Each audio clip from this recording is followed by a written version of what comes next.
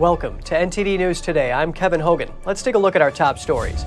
The mayor of New York City comments on illegal immigration while visiting a border town. He says there is no more room in the Big Apple and called on the federal government for assistance. The startup to the World Economic Forum in Davos wasn't without some drama. Protesters blocked a private jet airport used by those attending. A dramatic change in the Chinese Communist regime's official number of recent COVID deaths. They raised it to 60,000 from just 37 a week ago. Find out what experts estimate the real number to be.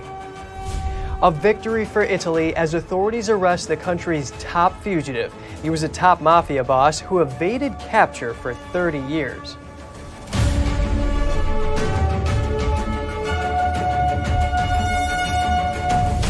The mayor of New York City comments on illegal immigration while visiting the border town of El Paso. He says his city is being undermined by the influx and that there is no more room. Here's the story. New York City Mayor Eric Adams was in the Democrat-led border town of El Paso on Sunday. He said his city has no more room to house illegal immigrants and called on the federal government for help. He told reporters that immigrants are being sent to New York while being given a false impression of the city. There are websites that are advertising that New York City, basically streets are paved with gold, that there's automatic employment, that you're automatically going to be living in a hotel. There's a conversation among those who are asylum seekers and migrants who are given the false impression that if you come to New York City, everything is fine. He praised some El Paso organizations for telling people how the situation in New York City really is. They are truly explaining to people that this is what's happening in New York right now. In New York, you go there, you're going to be living in congregate settings, that there is no more room in New York. That should be coordinated by our national government. Not only done locally here by those NGOs, but it should be done by our national government. That is not happening. Adams' trip to El Paso comes after he said the influx of immigrants could cost the city as much as $2 billion. That's at a time when the city is already facing a major budget shortfall. Last week, the mayor also said the city had submitted an emergency mutual aid request to the state of New York to assist the arriving people.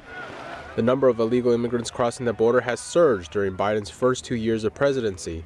Border Patrol agents made more than 2 million arrests at the southern border in fiscal year 2022. New York is currently housing around 26,000 immigrants. Adams said the city is seeing the largest single-day arrivals ever.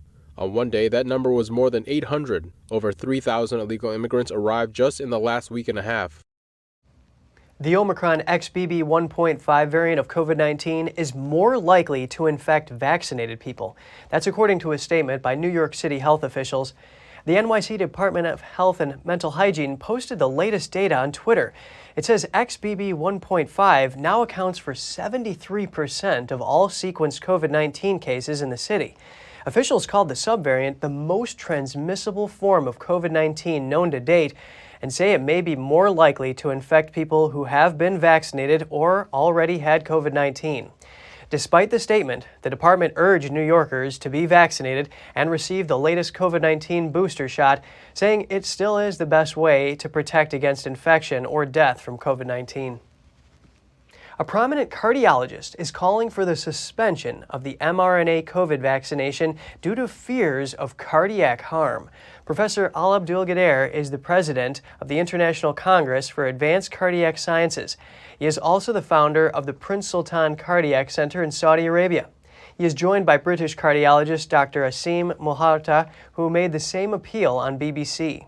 The COVID mRNA vaccines do carry a cardiovascular risk, and I've actually called for the suspension of this pending an inquiry because there's a lot of uncertainty at the moment about what's causing the excess deaths. In view of the cardiovascular complications of this type of vaccination, I think this type of vaccine should be suspended until it is fully investigated. Dr. Malhotra also mentioned the case of his father, who suffered a cardiac arrest at home. The cardiologist says he conducted research on his father's post-mortem. He says the data indicated that the likely cause of his death were the 2 shots of the Pfizer mRNA vaccine. He published his findings in a peer-reviewed journal. He also states that post-COVID vaccine myocarditis is 28 times more common than post-COVID myocarditis. That data is based on a massive Nordic study of 23 million people published in JAMA Cardiology. In more medical news, the Supreme Court has agreed to hear a whistleblower case against 2 pharmacy operators. They're accused of overcharging Medicare and Medicaid for prescription drugs. The case is considered important because it could impact the government's ability to crack down on healthcare fraud. Lawsuits brought by whistleblowers allege Supervalu and Safeway billed the 2 government programs at artificially high rates, while charging most paying customers significantly lower prices under discount schemes. By law, they have to charge the programs the same prices they actually make customers pay. The whistleblowers claim the chains knew they were overcharging the government and covered up their pricing policies. The companies claim they shouldn't be held liable because they acted in a responsible manner and didn't knowingly commit fraud. Arizona lawmakers have announced bipartisan legislation that would lower the age to run for office in the state legislature from 25 to 18. The filing of the Arizona Civic Participation Act comes in the wake of a historic turnout of young voters in the 2022 midterms. The legislation aims to boost participation among the young demographic in state politics. Arizona Representative Austin Smith is one of the youngest members of the Arizona State Legislature. He says part of his role is to offer different perspectives on issues affecting people from his generation. In his words, quote, "We have many young emerging state leaders looking to positively impact our communities. Arizona ranks among the states with the highest age requirement for legislative office. The average age of an Arizona lawmaker is 54. But Arizona's most extensive voting demographic is millennials and Gen Zers." Climate activists blocked a private jet airport used by those attending the World Economic Forum today. They are calling for the wealthy to be held accountable for climate and ecological damage. NTD's Daniel Monahan has the story. 15 members of the Debt for Climate movement suspended themselves from a makeshift wooden pole structure as part of their Make Them Pay campaign. No future on a dead planet! They used barrels to block the entrance to the arrivals hall of the private St. Gallen Altenrhein Airport in Switzerland. Change your diet for the climate! Eat the rich! The Debt for Climate movement said they, quote, aim to hold the richest 1% represented in Davos accountable for the climate breakdown and ecological damage caused by their extreme emissions, policies, and investments. A report by Greenpeace published on January 13th says private jet use during Davos meetings in May 2022 pushed up carbon emissions by 4 times when compared to an average week in the city. Event participants have come under criticism for pushing the climate change agenda on one hand while not undertaking any actions to rein in their own excessive emissions. It's important to be here to show what are the problems of the World Economic Forum.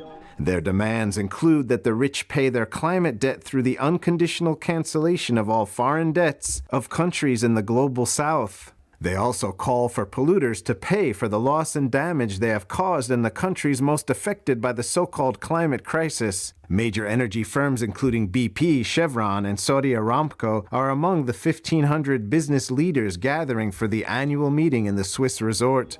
We see that the WEF is inviting a lot of companies that are doing harm. One of the items on the agenda will be the shift to renewable energy. Author Michael Schellenberger criticized renewables for the amount of land they require. So just on average, it takes 300 to 400 times more land to generate the same amount of electricity from a solar farm as it does from a nuclear power plant or a natural gas plant. Schellenberger says he jokes that there's nobody more alienated from the natural world than environmentalists.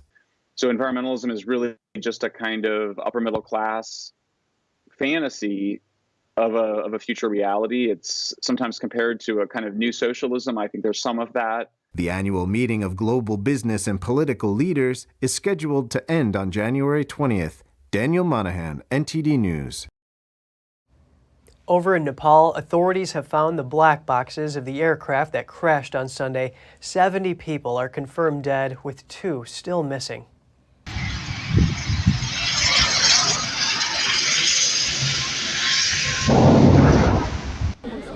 Searchers found both the cockpit voice recorder and flight data recorder today. Yeti Airlines' ATR-72 aircraft was carrying 72 people when it crashed in clear weather on Sunday. It was flying from Kathmandu and was just about to land in the tourist city of Pokhara. It's the gateway to a scenic mountain range. Video footage shows the aircraft flying near buildings before turning sharply on its side. The data on the recorders may help investigators determine what caused the crash. So far, 70 bodies have been recovered. Most of the passengers were Nepalis. Rescuers are searching for passengers who are unaccounted for. This was Nepal's worst plane accident in 30 years. China has released new figures on COVID-related deaths. They say close to 60,000 people have died in hospitals since the end of the zero-COVID policy. That policy was dismantled in early December, but many experts are skeptical of the country's official data. NTD's Jeremy Sandberg has more on the COVID situation in China. China's official numbers are a big increase over their previously reported figures. But many experts are criticizing the country's lack of transparency around the pandemic and think the numbers have been widely understated. The World Health Organization says China heavily underreports COVID deaths. Authorities there had been reporting 5 or fewer deaths a day over the past month. China previously claimed to have one of the lowest death rates in the world, with just over 5,000 deaths since the pandemic began. These figures are inconsistent with the long lines seen at funeral homes and body bags seen leaving crowded hospitals. It's also a stark contrast to the U.S., where the numbers are 800 times higher. China recently changed the way it records COVID-related deaths to include only those that die from respiratory failure or pneumonia after testing positive. Airfinity, a UK-based health analytics company, estimates new cases to be around 3 million a day and close to 20,000 deaths every day. It estimates China has had over 44 million cases since December 1st. They say China likely saw its first peak of new infections last week, with around 3.7 million cases in one day. The company expects daily deaths to reach 25,000 in the coming weeks. Airfinity says it bases its estimates on data from China's regional provinces before the recent changes to China's reporting system. The analytics company combines this data with case growth rates from countries with strict lockdown measures, like Hong Kong and Japan when they first lifted restrictions. A second peak is expected in early March, with daily cases predicted to climb to 4.2 million a day. A study by Peking University found some 900 million people in China have been infected. That would mean 64% of the country's population have carried or are carrying the virus. Jeremy Sandberg, NTD News. A health official in China's central Henan region says nearly 90% of the population there has had COVID. The upcoming Lunar New Year is expected to add to the spread. Many people travel to visit family during the holiday. And coming up, a London police officer pleads guilty to multiple charges of rape. The police force is vowing to purge corrupt officers.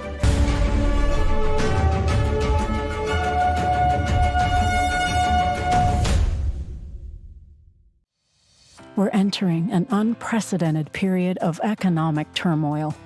The economy is unstable, our government is in shambles, and the global war on energy has created a domestic crisis. Americans need a way to protect their financial future. One way to ensure your wealth in retirement is by purchasing physical gold and silver. We can help. You can roll any part of your retirement account into a gold or silver IRA. Better yet, you can open a gold or silver IRA in 5 minutes or less using our online application. Preserving your family's financial legacy is a choice that's always available to you. And when you're ready, we're here to help. Call us and speak to one of our IRA professionals. Let's build your financial legacy together. GSI Exchange, wealth for generations to come.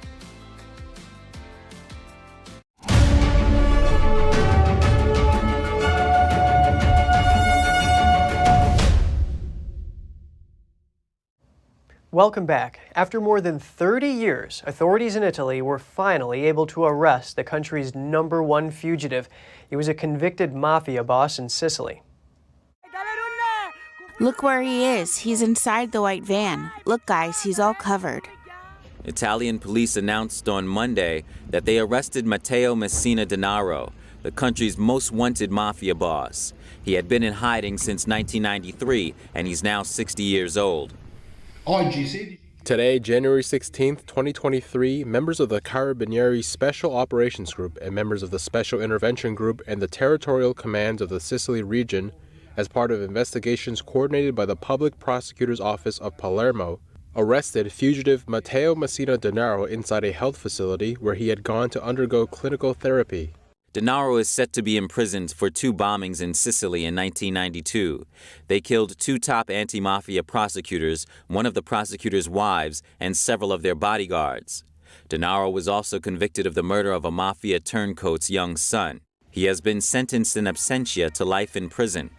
Italian Prime Minister Giorgia Meloni reacted to Denaro's capture, saying, quote, "a great victory of the state, which shows that it doesn't surrender in the face of the mafia." On the same day, Meloni visited a monument dedicated to one of the anti-mafia judges killed by Denaro. The Prime Minister also congratulated prosecutors and police for the arrest. She added that pursuing tough punishments for mafia members will continue to be a priority of her government. In Romania, another crime boss is facing consequences. The suspected leader of the country's Hells Angels chapter is being extradited to the United States.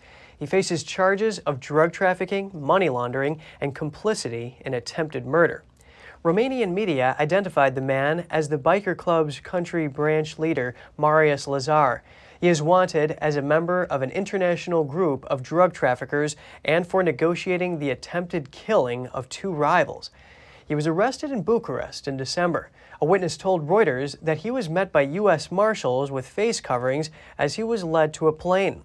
Romanian police say they began investigating Hells Angels members in 2020, working with U.S. Marshals and the U.S. Drug Enforcement Administration.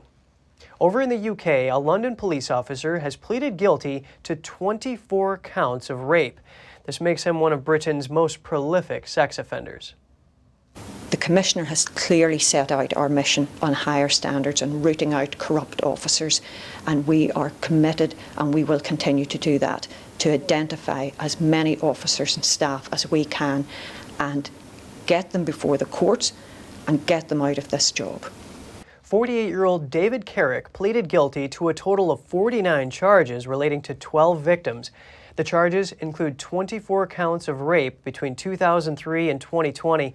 Other charges include false imprisonment, coercive control, and sexual assault. Carrick was arrested in October 2021 after a report of rape. Following press interest, more victims came forward.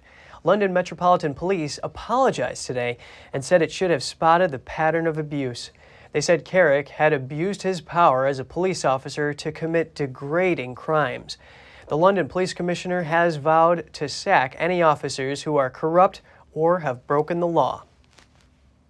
A cargo ship traveling from Ukraine to Turkey was grounded in Istanbul's Bosphorus Strait on Monday. Traffic in the strait was suspended, but no damage was reported.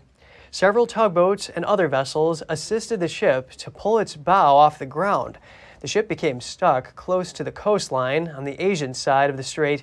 It was carrying 13,000 tons of peas. No damage or spill was reported. And just ahead, competitors in a Washington town race each other in outhouses converted into sleds. The event brings rural communities together during the dark days of winter. And a vineyard in South Africa uses an army of ducks to keep its plants free of pests. The ducks love to eat problematic snails. We'll have that and more when we return.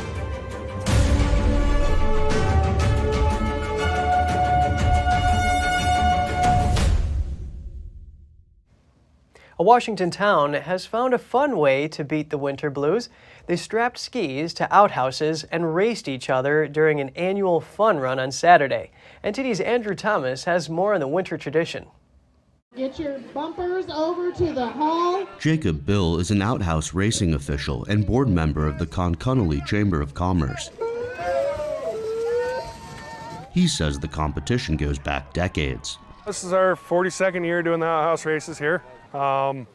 It's just something my grandma and a few other of the chamber members 42 years ago, they seen a race over in Idaho and decided that would be kind of a cool thing to do here. Connolly is a town in the Pacific Northwest, nestled between two mountain lakes. The area is surrounded by state and national parks. The Outhouse races take place on Main Street. Here, there's an unassuming hotel, a convenience store, a dive bar, and on race day, a nearby bonfire to keep people warm. I love it because, you know, it's a long weekend that we love to get together and bring the family together and just, honestly, just have fun, a good, honest fun, and compete with everybody. And it's, I don't know, I feel like the camaraderie between all the community is the best part of it. The rules of the weird winter sport are simple. Each outhouse must be attached to skis, have a toilet seat, a roll of toilet paper, and a person on the toilet seat wearing a helmet.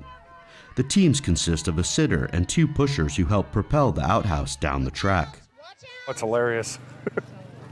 Yeah, it's a lot of these people, they can cause some pretty good pileups here on the sidelines. That's why we got these hay bales laid out and stuff, so hopefully these outhouses run into the hay bales before they run into people. For many in the region, this time of year and the isolation of the towns can become difficult. But the annual tradition of outhouse racing brings joy to the cold and wintry landscape. Andrew Thomas, NTD News. Here's another unique local quirk. A vineyard in South Africa is using an army of ducks to keep its crop pest-free. They say the ducks are easy to train. Meet the staff at one vineyard in South Africa's winemaking town Stellenbosch. This army of around 500 Indian runner ducks has a taste for snails, and that's useful if you want to keep your vines pest-free. Corius Visser, managing director at the Wergenhoeklau wine estate, says the ducks help the vineyard steer clear of pesticides and synthetic fertilizers. And this breed is especially suited to the job. They don't waddle like normal ducks. They walk. They've got an upright posture, and their long necks actually helps them to eat the snails within the vineyards itself. When it's up there in between the leaves, they can reach that and they can eat them there. As well as natural pest control, the ducks also provide entertainment for tourists like Merle Holdsworth. It's amazing how they behave themselves, walk in the row, and it's like they're in the army or whatever. Yeah, no. Visser says Indian runner ducks are very trainable and soon get into their routine. They know their way, he says, back to the paddocks each evening, where they get additional bird food.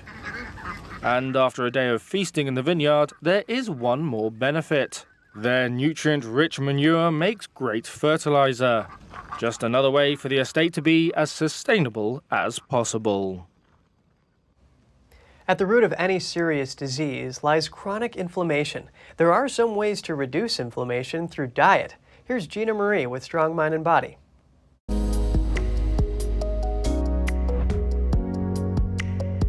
There's a common denominator for most common chronic illnesses: inflammation. Low-grade chronic inflammation, to be precise. This type of inflammation is always there, running in the background.